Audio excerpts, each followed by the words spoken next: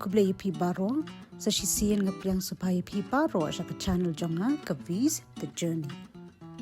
Menta ka sengi ngan kai do usla tyrso na kaper bat sohjew bat ngan Khleh lang ikini bat neilieh.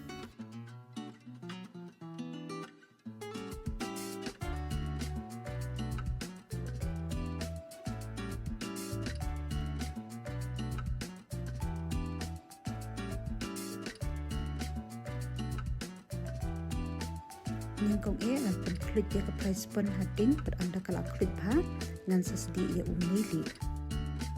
Nang ta sa penrit no keding bat saking artat kumpa hadu sahu nisan minit.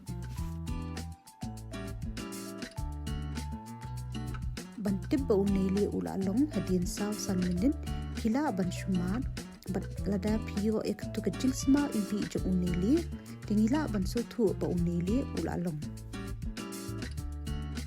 Anda ulalong gin pen Khleh no bantung hau thlong ni su grain hau grinder.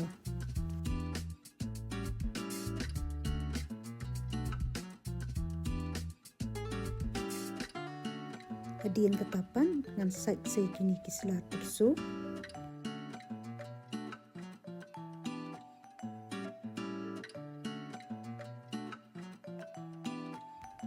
Nang tapan ngan pedang mluh ikini kisla tyrso ban i kumtu kumbasan me nyo minute AA.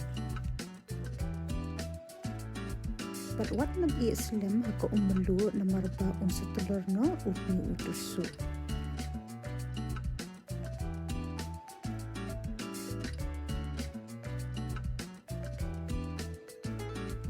Hadian ketapan sa odred kan pala ia umi usla tyrso.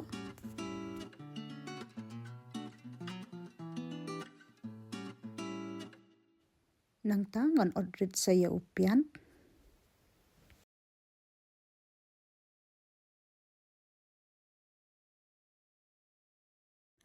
Ngan ay sohjew sohmynken bem baladap dung. Nang ta sa neilieh baladap dung ni grain.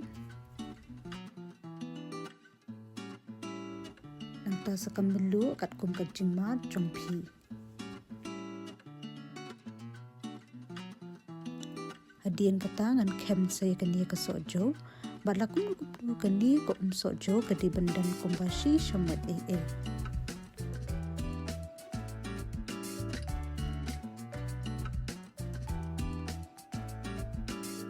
Nang ta sa Khleh bayi kini baro.